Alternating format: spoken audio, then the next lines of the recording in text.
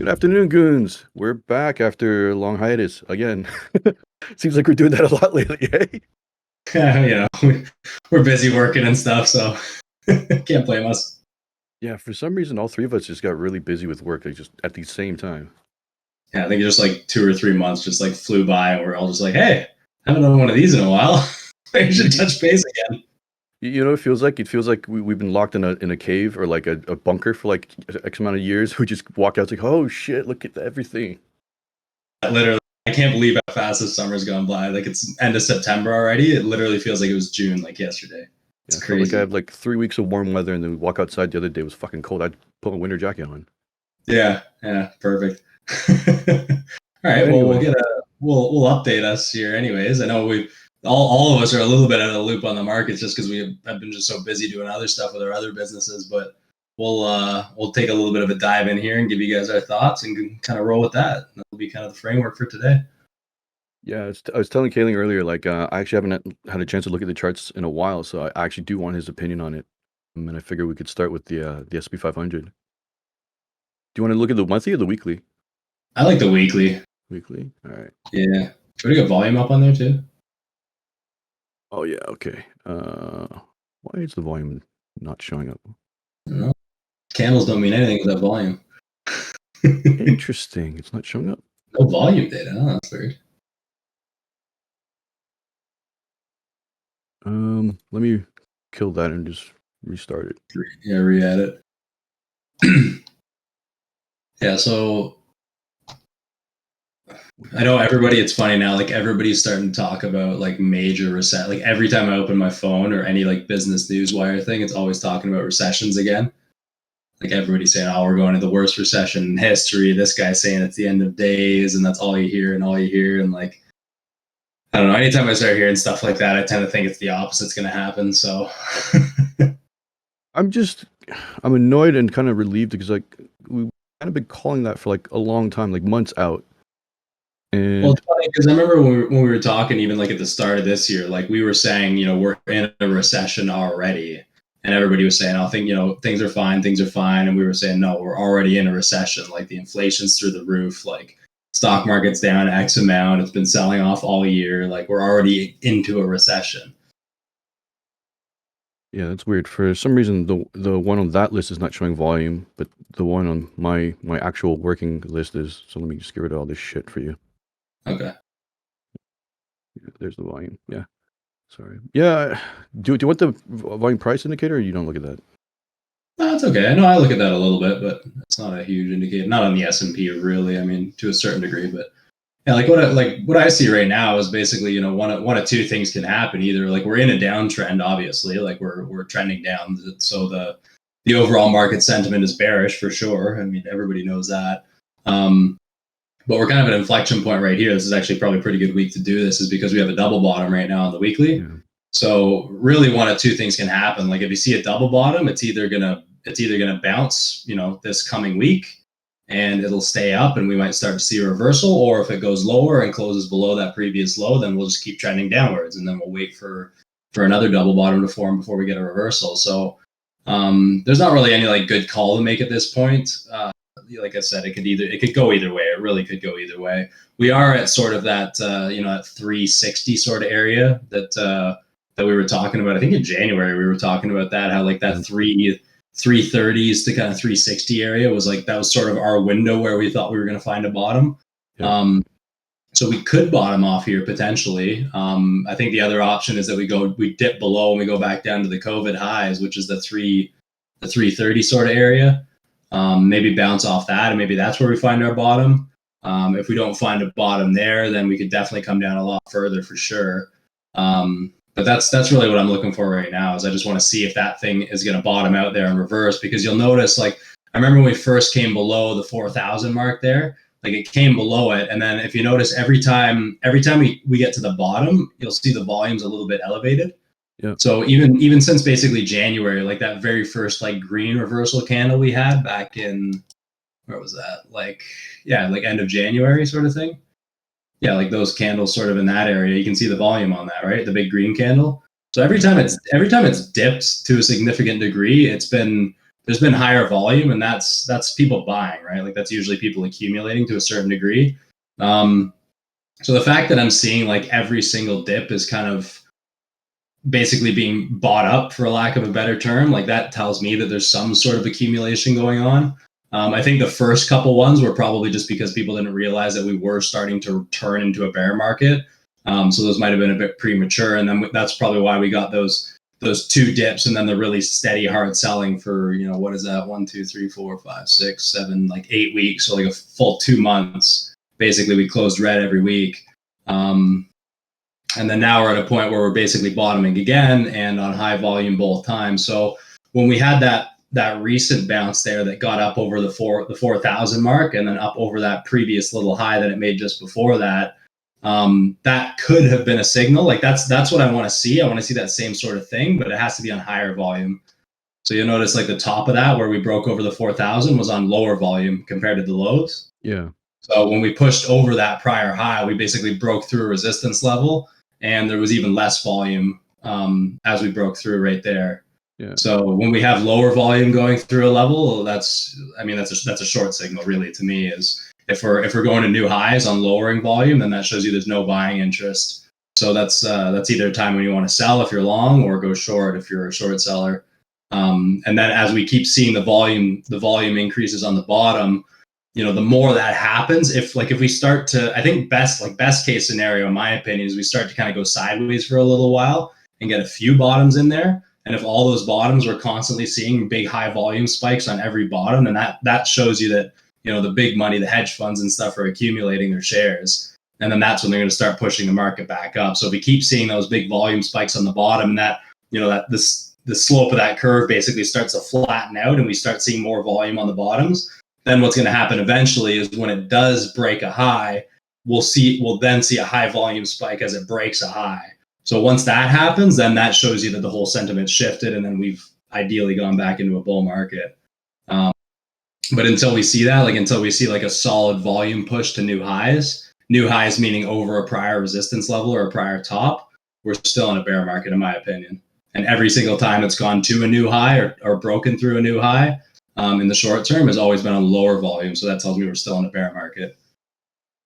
Remember one of these charts I drew my long-term forecast? And it was something, it looked like a W, but it stretched all the way up until like 2023 or 2024. And I said, that's when we're going to have the new bull market, the actual new bull market. That's what we've been saying for a while now, is that we were all thinking like end of 2023 kind of thing. Like, it's the funniest thing too, because I see people post, and when I just say people, the generic people, I'm talking hedge fund managers, Wall Street guys, big name people in the industry. And I remember seeing even 2 months ago, some big name guys, I can't remember who, were saying the S&P is going to be at new highs before the end of this year. And, I was kind of thinking that seems a little bit, overexcited to me. And then you hear other people now that we're a couple months later, because that was when we were getting through the $4,000 mark again. Everybody's getting all excited, and then it comes back down. And now that we're down near lows again, everybody's saying, "Oh, this is going to be the worst recession of all time," blah blah blah. So I never really listen to that stuff. I mean, I think all of us have really kind of been on the same page, as where we don't think we're going to see new highs until probably close to 2024. Realistically, I think that would give us enough time to sort of consolidate and set a base and let everybody kind of let the funds sort of transfer around, let everybody get settled, and then sort of start cruising up again nice and slow until we get into the early 2030s, when we're supposed to get the most catastrophic crash of our history. What's interesting though? How long have we been? It's been what, 37 weeks. Mm-hmm. It's 37 weeks. So it's over half a year. Over half a year now. We've been pretty much selling off. Yeah. Lower highs, except for, well, this is still be seen, but look like possibly lower lows. So it's like we're in a real healthy bear market. The thing is, a lot of people don't think about is time correction, right? It's been over a year, so then there's a certain amount of time that passes, and that kind of counts towards correction as well. You don't necessarily have to bottom out at a certain price point. Right. So because even if you look at, I'm just looking on my chart over here, if you look at the 2008, we sort of peaked in September of 2000. We peaked in September of 2000. And then we bottomed in October of 2002, roughly. So that was about 2 years. And then 2008 was basically October of '07, and then we bought it in March of '09. So that was about a year and a half, and that one was a lot quicker, right? Like that Yeah. one dropped really hard, really fast. Recovery was So faster too. recovery was faster because it dropped faster, right? And that was the same thing as COVID. Like COVID was such a short, fast drop. That's why it bounced up like just as fast. Like if you look at any of those kind of crashes, like it almost seems to take like, like 2 to 3 times longer to come back. So if you have like a 6 month crash, then it'll probably hit new highs within another year, sort of thing, or a year and a half. If you have like a year-long crash, it might take 2 to 3 years before you get to new highs. Like that's just kind of like historically, roughly, what the time frame seemed to look like if you look at those things. But like the way we're going now, I mean, the trend, like the chart, looks the same as it did in the top of 2000, the same as it did in the top of 2007, 2008. So that's why I'm just thinking like, what's the next step here? Like, are we going to kind of start bottoming out here and cruising up, and this will just be like another little blip like we had in sort of 2015 type of thing, or are we going to really see like a big wash down, like maybe to the to the low 200s again, or the low 2000s on the S&P, and then it'll be like a full recession, like a real recession that lasts several years and maybe 10 years until we get to the top. I don't think that's going to happen because a lot of the factors aren't the same like as they were back then. Like people always say, oh, this is the exact same as 2008. It's not. There's a lot of different factors going on. It's a completely different situation. So like people have to stop comparing that. I'm not an expert on 2008, so I'm not going to try and lay everything out, but I've done enough research to know that the variables are completely different. Yeah. Um, I think the mistake people are making is that this stuff is somewhat hard to understand, and so like if they can analogize it with something that they do sort of understand, they're like, oh, that makes sense. Like it's the fear of the unknown. Whereas like, no, you just don't understand it. Just admit that, because pretending that you do is gonna fuck you up. Like especially if you try to, take some action on it. yeah, one thing I do want to point out too is like if you can zoom right out so you can see like from basically 2006 all the way up till now, so we can see the volume. Like look at like if you compared say the top of the first 6 months when we were selling into the 2008 crisis versus the first 6 months of this year, look at the difference in volume, Mm. right? Like like when we started selling in 2008, the volume was like probably, it looks like it's almost double or at least like another 50% more of what it is now. Like that's what panic looks like. Like that's what true like panic selling looks like. Yeah. So the fact that we don't like, if you look at the volume, like on the way that you have the chart zoomed out right now, I mean, look at the peaks of the volume where we're at right now. I mean, it's basically like an average volume level, right? Like if you look back to 2018, 2015, like all those different years, the volume right now as we're selling is nothing significant.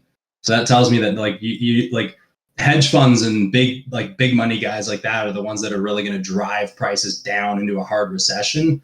And if those guys aren't selling, like that's what you see. That's why I like volume, right? You see those massive volume spikes like we did in 2008, because that was all those hedge funds and fund managers and all those guys panicking out. So right now we don't see that. We're at half the volume. So like there's no panic. Like nobody's freaking out about this. Everybody's just basically waiting to see when the market's going to turn around again before they can start really buying into their money. And that's why I'm kind of combining that on the shorter term with every dip seems to have a spike in volume, which kind of shows me that people are starting to buy. Like every time they get a low price, they want to buy in because they're trying to get the best price. So you combine that with the fact that there isn't overall high volume like we had in real times of crisis. Like that tells me, like that alone is, it's clear as day that it's not the same thing. That's why I don't understand why people keep relating the two. Like it's very simple. Yeah, there's the other thing that's happening is like this is I didn't notice until I zoomed out, but I like this stuff. Whereas like the sell off is like kind of tapering down. Like Yeah. even though the price is going down, so is the selling. Like it's supply and demand, right? Where's the supply coming from when people keep saying it's going to sell off? The people who wanted to sell off have nothing left. They're Right. out, right? So I don't know who else is left to sell. We should all be like pretty high conviction holders right now, I'd say. Yeah. And then you look at like again, you look at 2000, you look at 2000 and you look at 2008, and through both of those sell-offs, volume was increasing as the price was going down, right? Like it's clear as day. That's why I just like I don't understand when people start freaking out about this stuff, is because volume, like it's like David saying, volume is decreasing overall as the price is going down, which shows you that nobody's panicking. And combine that with the fact that we have the volume spikes occur at the new low prices, tells you that people are buying at new low prices. And the fact again that overall, the total volume is less than we saw in 2008 when we had the real crisis. I mean, all that tells me that we're not going into any sort of major cataclysmic recession. So it's just there's nothing to be worried about really. Like the factors are not the same at all. Like everybody just keeps like to compare it because I think really what happened is because COVID happened and we had this huge drop, and then we basically said, oh, from the bottom of that drop up until now, the markets went up, whatever percent. Like that was such a huge move in a year and a half, right? Like what is that? 121%. Yeah, so the markets went up, 121%. But what if you go from the top of COVID up to the highs of now? Like what is that? That's Top of let's see COVID. here. Like That's where we are in 2019? Yeah, so that's like 40%, right? 45-ish, yeah. Yeah, so 40% over a period of 2 years. So it's basically a little less than double the average growth at a time when everybody was staying home, everybody was getting these CERB checks, everybody's putting their money in the markets. Like that makes sense. That's pretty reasonable. It's nothing crazy, right? We've seen these verticals before. Like it's not that vertical. No, not at all. Like so, yeah. It's just a lot of the social media hype again. We've talked about this before. I think just because everybody's so connected now, like there's so many more voices, there's so many more Twitter warriors, there's so many more people just posting stuff on Instagram, and then it goes viral, and then it gets everybody riled up. But when you just zoom out and like I've always said a million times, I mean, we keep things so stupid simple because like I'm not a genius. I know David's a lot smarter than I am, but I mean, Not that's all I according look to at IQ test. creative, right? Not according to the IQ test. Yeah. But like, I just look at volume and I look at price because that's what tells you everything. I mean, whatever you want to read or whatever headlines you want to read, it's not going to like the charts are going to tell you what's happening. The charts are telling you that there's nothing to be worried about. That's what I see anyways. I mean, it could be wrong, but if I look at the last, 50 years, I mean, history tends to repeat itself and there's nothing there that tells me that I should be worried. Like this was probably the worst. It was like the Great Depression. That was the worst. That was the worst of it. But since then, it's relatively speaking, it's been just one straight line. Like if you were to average that out, we probably don't deviate very much from it at all. Like that's like almost a perfect linear uptrend. Right. Like we had the tech boom there. That was a big deviation. But other than that, like and the housing crisis sell off, like, but it's really pretty dry. Like yeah, it's just exactly. And if you look if you look at that line that you have there, I mean, the amount that we deviated, I know that you just kind of threw that in just arbitrarily, but like the amount that we deviated above that now in comparison to the amount we deviated above that in the 2000 when it dropped in 2000 to 2002, like we're way less deviated above that. So like we could like that's just again another reinforcing thing why I think we should bottom here like literally any day now and start just cruising back up nice and boring and slow again. Yeah, this was a 225% climb. And that was like way off of the trend line basically. Yeah. Yeah, that was nuts. But yeah, like I think the other issue is like because we have the internet now, like a lot of the information, like technical analysis out there, and people can learn it like fairly easily for free. And then and I think the danger with that is like a lot of people kind of know just enough to kind of recognize what's going on, but not really what's going on behind the scenes. And so like they'll see like a stupid chart, like, oh, that's a bull flag. So I guess I know what's gonna happen next. And it's like, no, you don't. Yeah. No, you don't, right? Well, it's like even just now, like when we broke out, when we got past the 4,000 mark again, like you'd see that and you'd say, oh, we broke prior highs, time to buy, right? But it's on low vol, right? Yes. That's why volume is so important. Like if it's on low volume, nobody's buying it, right? It's like I'm sure anybody who's traded stocks, like just to trade them over a short period of time, is like, oh yeah, you just buy the breakout. Buy the breakout. That's how you make your money. Like no, you don't buy the breakout unless there's volume. Look, there's like what was that? 3 weeks before the breakout, the volume starts to drop. That's like a no-go. Well, guys are looking at us like, no, we should stay the fuck away from that one. Yeah, or short the hell out of it. Well, for you, yeah, that's true. Right? Yeah. So, yeah. Can I bug you to look at some other charts right now? Because there's a few that was very curious about. I would go back to my macro. The other thing that I find kind of interesting too is that the volume overall has been decreasing in the market, like in the S&P since 2008. Yeah, I know that. That's That weird. is worrying. I never thought about that before. I wonder if that just like it's because it scared like a whole generation of people out of investing. It did. It did. But I think it scared the Gen Xers. Gen Xers. So the Boomers have the most equities in, or the most value in equities. Next up is Gen X, and the Millennials probably have nothing. And Gen Zs probably have nothing. So Yeah, yeah, it's right around that time. Like I think a lot of Gen Xers got burned and told their kids, "Don't invest in the market. You don't know that stuff. It's gambling." yeah, probably. I mean, it is if you don't know what you're doing. Oh, my crazy charts. Yeah. Anyway, so this is the 10-year. I just wanted to see what you thought of the bonds because Oh yeah, me and Brendan were pretty settled around this time that we weren't going to pass previous highs. It was about 3.2%. right. But it broke past that like pretty powerfully. And there's no volume on bonds either. It does Yeah, yeah. they do that behind doors. So yeah, That's what I hate but it about bonds. This volume but tells you everything, right? but across the board, like they just blasted through. Like they just blasted through. Yeah. Now zoom out a little bit. What do we want to do? I want to pick the 10-year because that's a little bit more important. Yeah, I looks like guess we let's. just broke previous like all time. No, not even. So Yeah, this. Wow. Okay. This is back in I don't know. the Again, it's the same. oh 08. It's the same kind of thing, though, right? Like we sold off so fast, like those drops so fast that you're going to get that same sort of quick recovery, right? The perfect V. Yeah.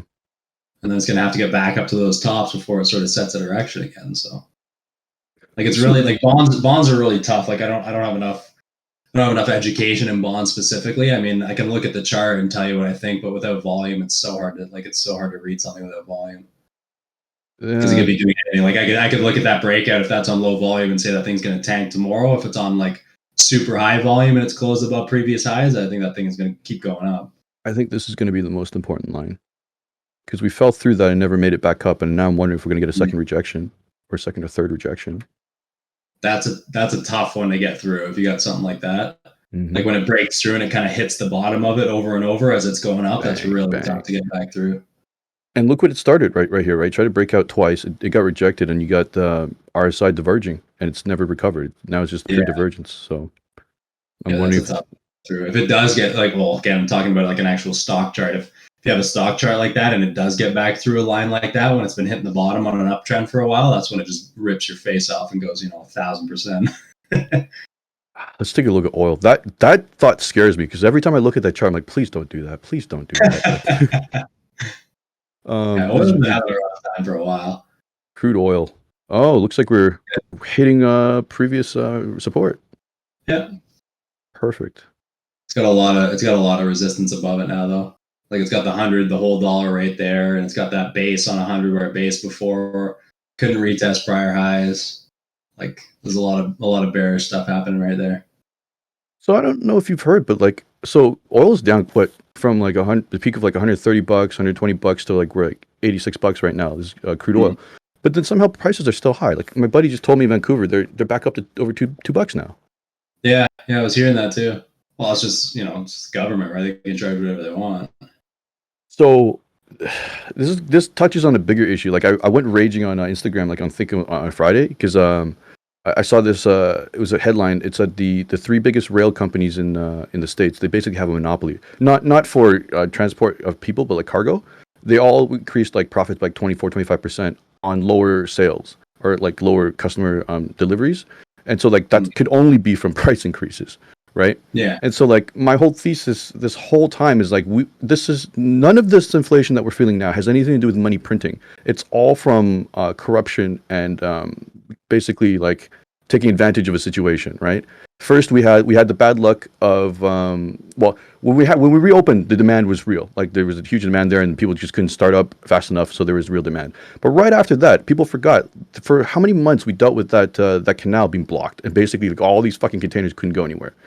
And the weeks after that, the dock workers in California, they stopped working. They went on strike. So there's a ton of containers not working, right? And the thing is, it's not just stuff waiting at ports waiting to be unloaded. It's like those containers need to go back and pick up new shipments. So like there's a blockage everywhere, right? When that started to clear up, what was next? We had a bunch of things that happened next.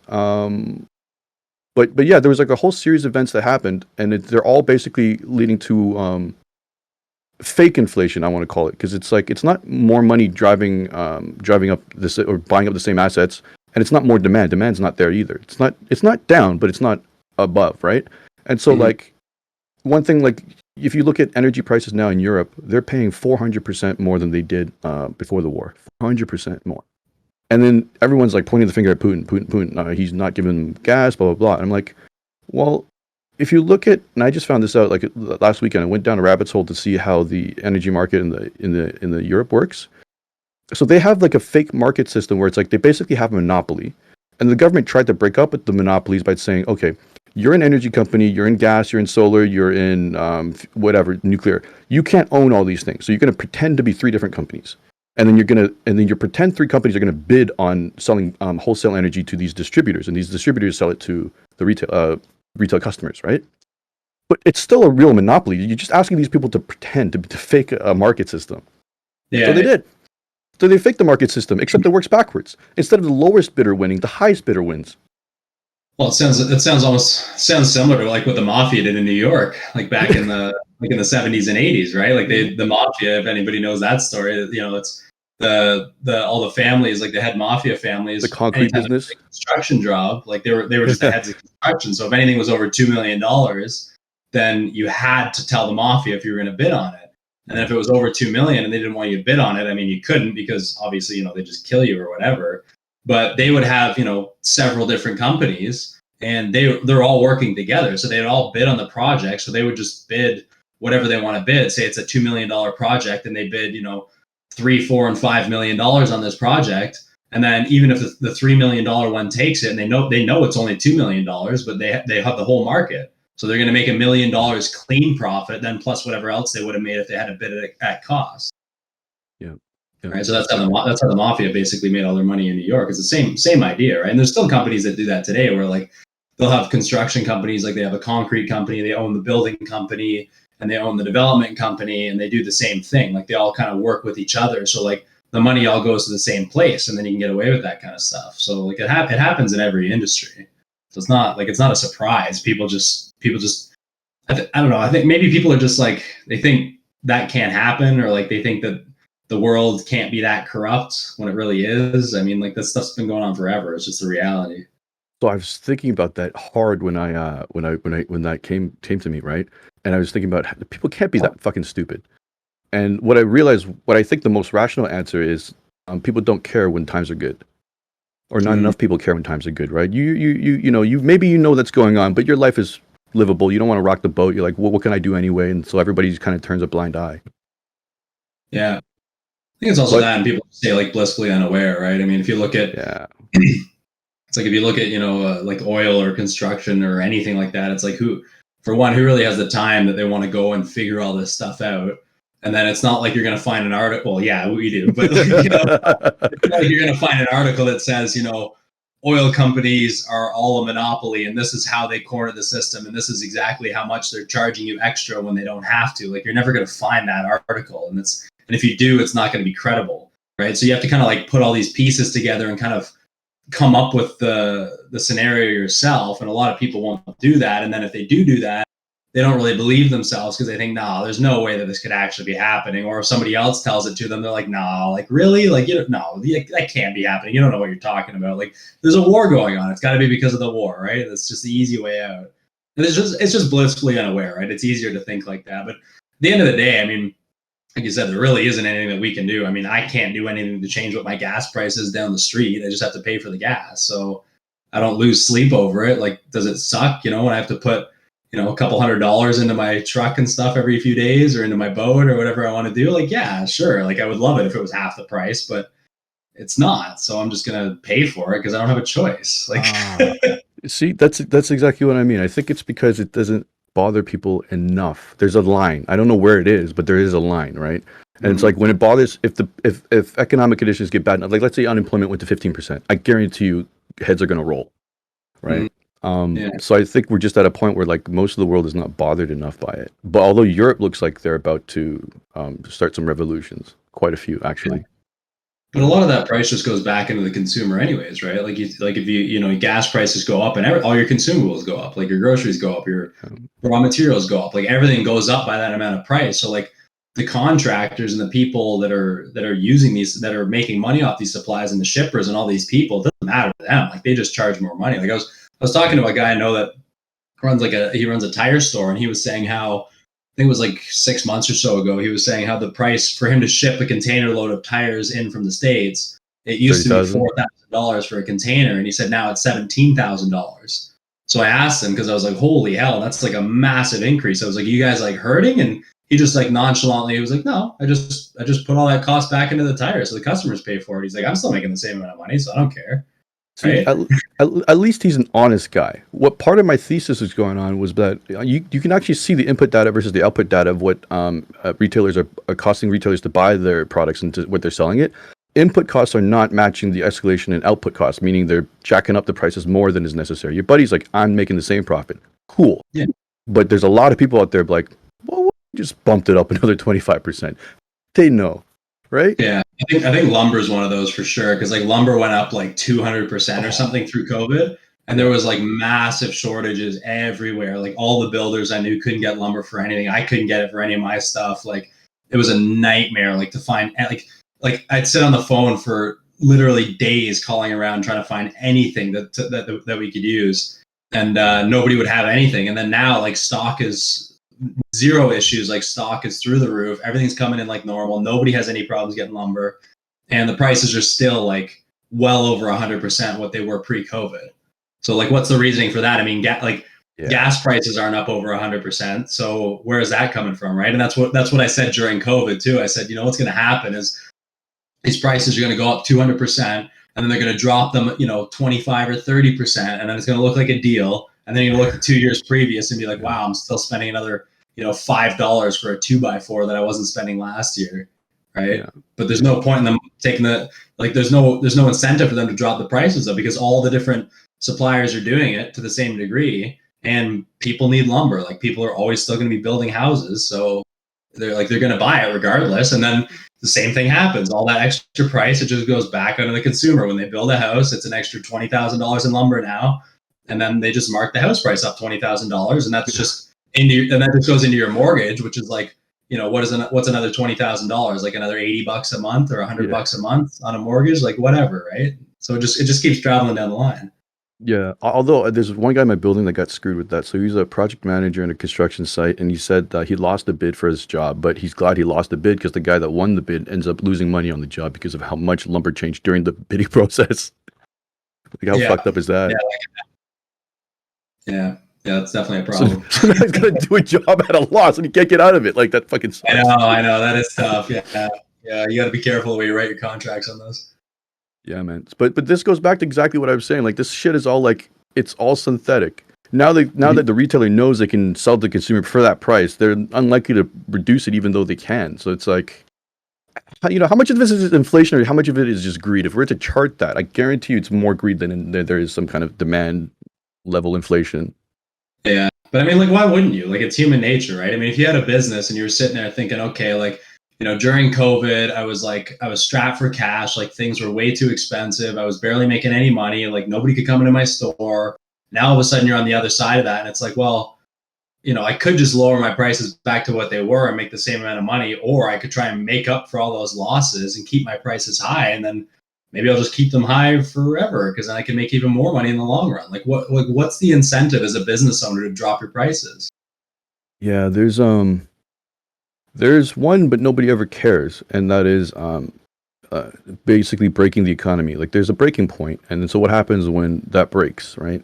Because right now, I think I sent the group like a bunch of charts, like maybe a few weeks ago, where it's like consumer credit across the board, U.S., Canada is all time high. Government credits, like everybody's buying the shit on credit, and at some point, especially with interest rates going up, at some point, some group is going to become insolvent, and that's going to create an escalation of people just busting, and then the banks are going to be loaning even less, and they're going to raising interest rates and fees even more, and it just becomes a bad vicious cycle. But that always has to come from the top, though, right? Those mass changes have to come from the top because, again, if you say like, oh well, people are going to be worried about the economy or something like that, or like, what's the impact on inflation overall? It's like, buddy down the street who owns a convenience store, like, he's sitting there, well, like, if I lower my prices on my chocolate bars, I'm not going to solve the U.S.'s inflation or Canada's inflation problem. So no, like, I'm just not going to do that, right? And then you multiply that by 200,000 Everyone. businesses, and then you have a problem, right? But Yeah. unless it's like, but then how do you do that? How do you do that en masse? Like, do you tell every single lumber store, like, you guys must lower your prices by 40%? Like, that would be a logistical nightmare if you did that in anything.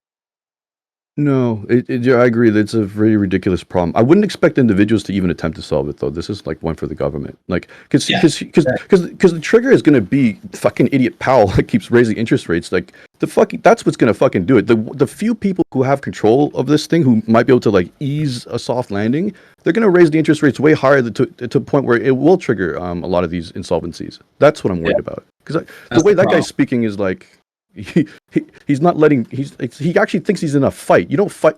How do you fight inflation? There's no fight.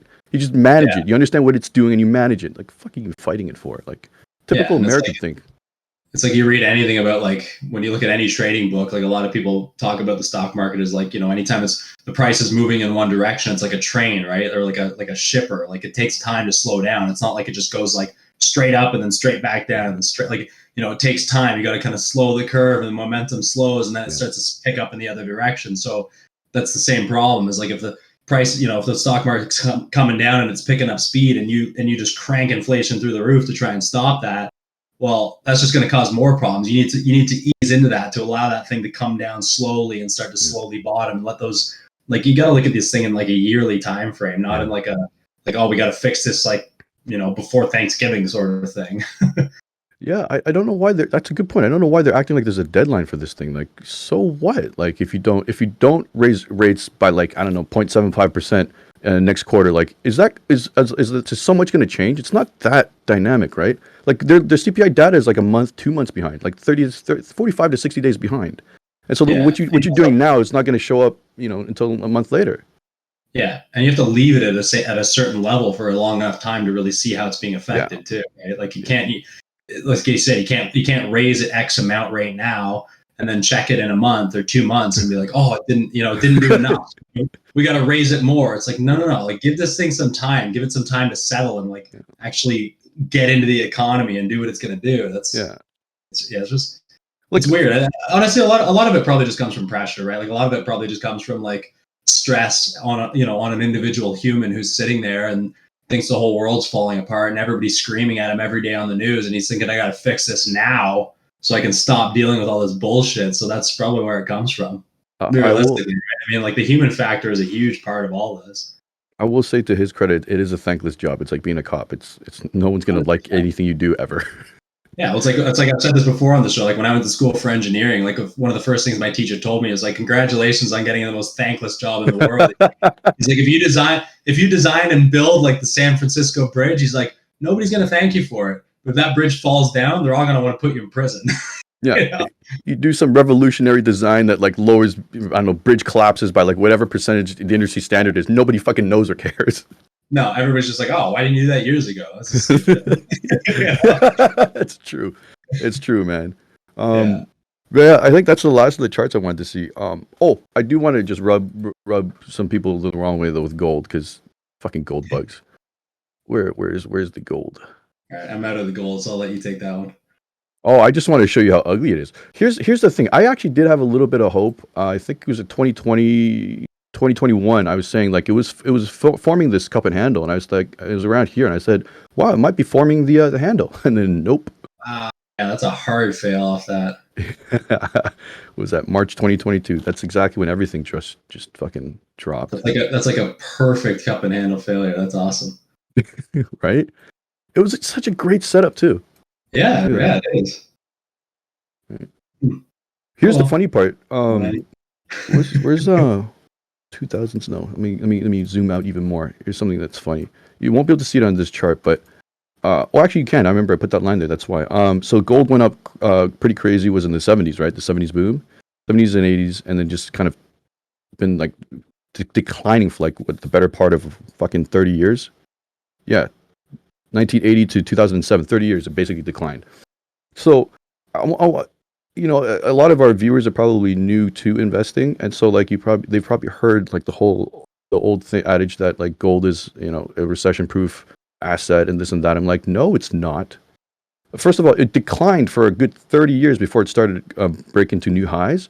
But if you were to actually look at the increases, like let's say from the average here to like where we are now, that's only about 250, 260%. No, oh, 300%. 300% increase over 20 something years. It basically lost to inflation. Yeah. So how is it, you know what I mean? Like they're not. Well, recession proof doesn't even exist. Like that term doesn't make sense to me because like recession proof, the only thing that would apply to is a specific time frame, right? Yeah. Like any stock that you own can technically be recession proof depending on what your time frame is. So like how long are you going to own something? If you're going to own like if you buy any good index, I mean if you're going to own it for essentially over 10 years, like if your outlook on anything is over 10 years, you've just bought something that's recession proof. Congratulations. That's true. That's true. Right? That is true. I want to just see if I can superimpose this fucking thing, if I can find it, with the S&P 500, because apparently it went up 600% over 1970 until now. So is that like 50 years? Yeah. I want to just visualize what the fucking S&P did during that time, because I'm gonna wager it did quite a bit better. Where is it? We have the 60s on. Yeah. I can't find the okay, comparison indicator. Wait, here you go. Nice. Same scale, so people can't think that I'm cheating. Holy shit! It's so far off that I can't even fucking move this thing to adjust. But basically, like what gold did in like for 30 years, the S&P did like 20 years earlier, and just kept going up. It's not even close. That's hilarious. So like 5,000, 6,000%? Is that what it is? 5,000% for gold, yes.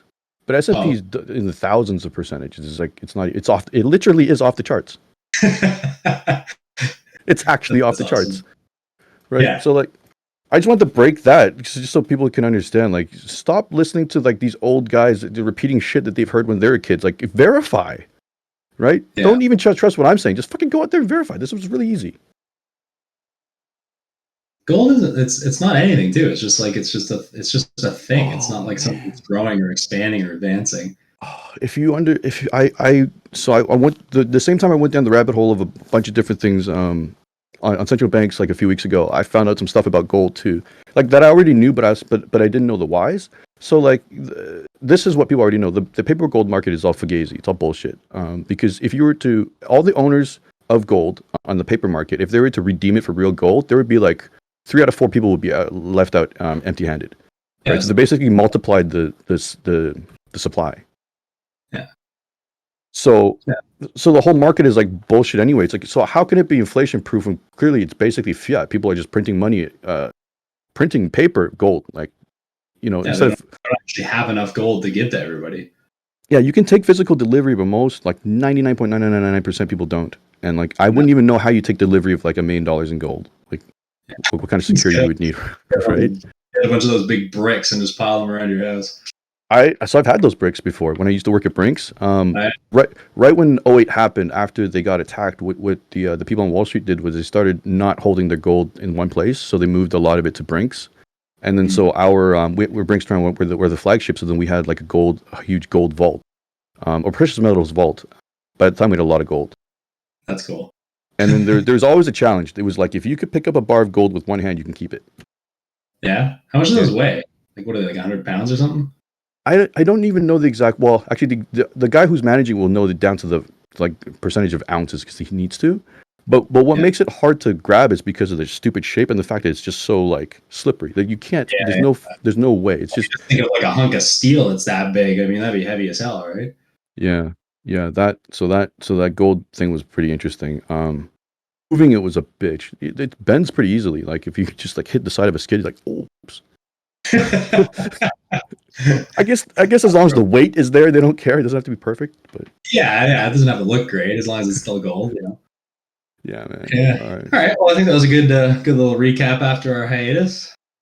Yeah.